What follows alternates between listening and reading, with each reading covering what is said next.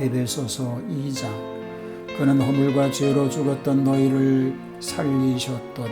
그때에 너희는 그 가운데서 행하여 이 세상 풍조를 따르고 공중의 권세 잡은 자를 따랐으니 곧 지금 불순종의 아들들 가운데서 역사하는 영이라.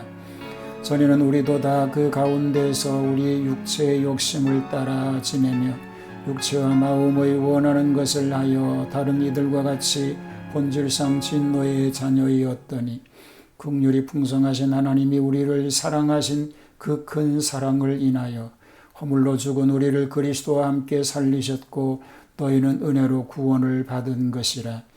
또 함께 일으키사 그리스도 예수 안에서 함께 하늘에 앉히시니 이는 그리스도 예수 안에서 우리에게 자비하심으로써 그 은혜의 지극히 풍성함을 오는 여러 세대에 나타내려 하심이라.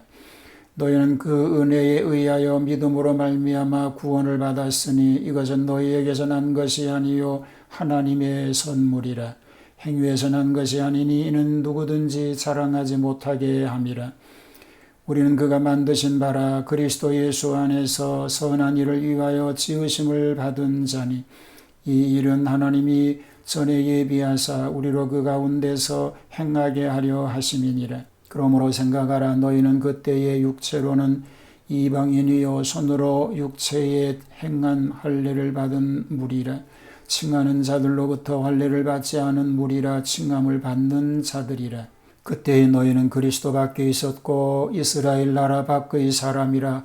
약속의 언약들에 대하여는 외인이요 세상에서 소망이 없고 하나님도 없는 자이더니 이제는 전에 멀리 있던 너희가 그리스도 예수 안에서 그리스도의 피로 가까워졌느니라. 그는 우리의 화평이신지라. 둘로 하나를 만드사 원수된 것 곧 중간에 막힌 담을 자기 육체로 하시고 법조문으로 된 계명의 율법을 폐하셨으니 이는 이 둘로 자기 안에서 한 새 사람을 지어 화평하게 하시고 또 십자가로 이 둘을 한 몸으로 하나님과 화목하게 하려 하심이라. 원수된 것을 십자가로 소멸하시고 또 오셔서 먼데 있는 너희에게 평안을 전하시고 가운데 있는 자들에게 평안을 전하셨으니 이는 그로 말미암아 우리 둘이 한 성령 안에서 아버지께 나아감을 얻게 하려 하심이라. 그러므로 이제부터 너희는 외인도 아니요 나그네도 아니요 오직 성도들과 동일한 시민이요 하나님의 권속이라. 너희는 사도들과 선지자들의 터 위에 세우심을 입은 자라. 그리스도 예수께서 친히 모퉁이 돌이 되셨느니라. 그의 안에서 건물마다 서로 연결하여 주 안에서 성전이 되어가고 너희도 성령 안에서 하나님이 거하실 처소가 되기 위하여 그리스도 예수 안에서 함께 지어져 가느니라. 에베소서의 교리를 구원론과 교회론으로 대변할 수 있습니다. 그리고 이 양론은 또한 상관성을 가집니다. 교회란 구원받은 무리들의 모임이기 때문입니다. 구원과 십자가의 통일을 에베소 2장은 말하고 있습니다. 하나님의 사랑인 구원을 말하지요.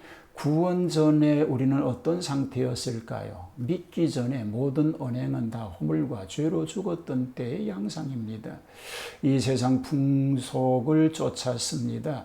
불신자의 세계에서 주로 행하는 미신주의, 더러운 생활의 습관들입니다. 그리고 공중의 권세 잡은 자를 따랐습니다.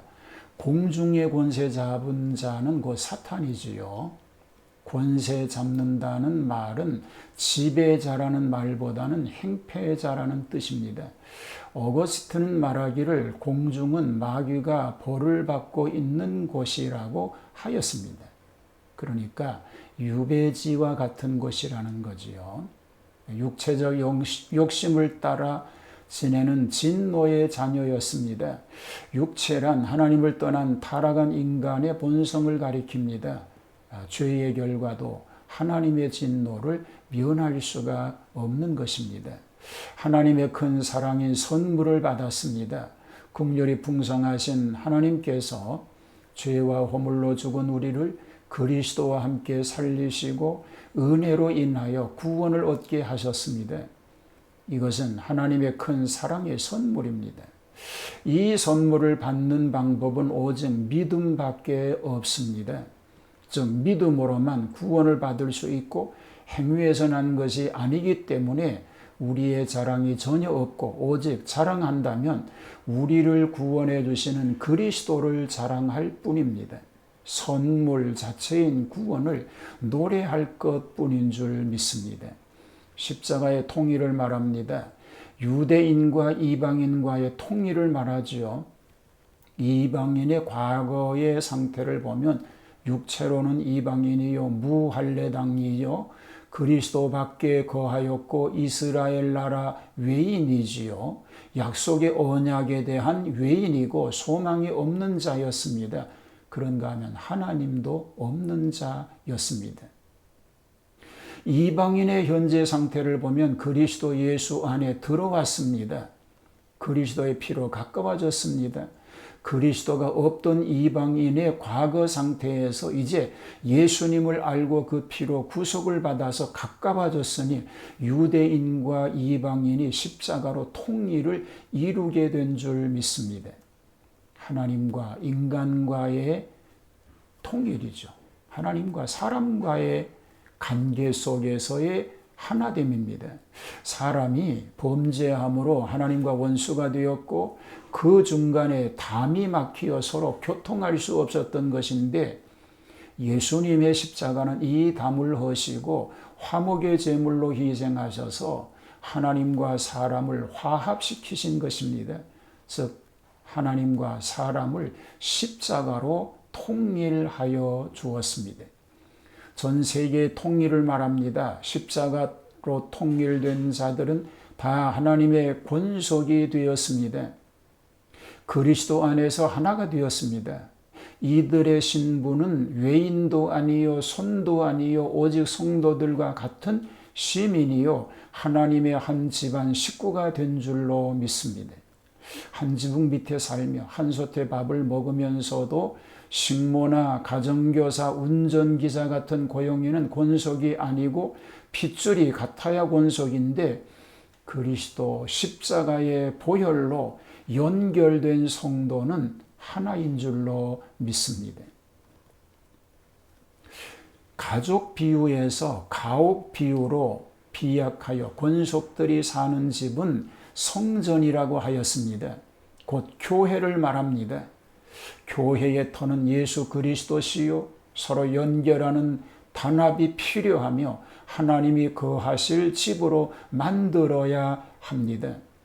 하나님을 모시지 못하면 교회라고는 할 수 없습니다. 전 세계가 십자가로 통일되어 하나님의 권속을 이루어 하나님의 집에서 사는 것입니다.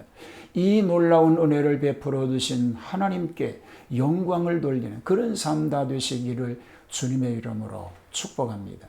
하나님 십자가 안에서 하나가 되었음을 감사하고 하나 된 이 은혜를 하나님 영광을 위해서 보답하며 살아가는 삶이 되게 하여 주시옵소서. 그리스도 안에서 십자가를 자랑하는 삶, 하나님 영광을 드러내는 그런 삶만 오늘 또 있게 하여 주옵소서. 예수님 이름으로 기도하옵나이다. 아멘.